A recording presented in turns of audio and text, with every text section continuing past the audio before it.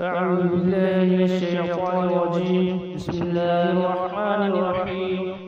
बुखारी शरीफ की 25वीं हदीस और किताब ईमान की 18वीं हदीस। हदसना अब्दुल्लाह इब्न मुहम्मद अल-मुस्नदी قال حدثنا أبو روح الحرمي بن عمارة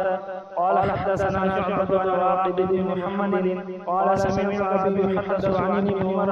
أن رسول الله صلى الله عليه وسلم قال أمرت أن أقاتل الناس حتى يشهدوا أن لا إله إلا الله وأن محمدا رسول الله ويقيموا الصلاة ويؤتوا الزكاة فإذا فعلوا ذلك عصموا مني دماءهم وأموالهم إلا بحق الإسلام وحسابهم على الله। अब्दुल्लाह बिन उमर रज़ी अल्लाहु अन्हुमा से रिवायत है कि रसूलुल्लाह सल्लल्लाहु अलैहि वसल्लम ने फरमाया, मुझे अल्लाह की तरफ से ये हुक्म हुआ कि लोगों से उस वक्त तक लड़ूं जब तक वो ये गवाही न दे कि अल्लाह के सिवा कोई माबूद नहीं और मोहम्मद सल्लल्लाहु अलैहि वसल्लम उसके रसूल हैं, और नमाज कायम करें और ज़कात दें। जब वो ये करने लगे तो अपनी जानों और मालों को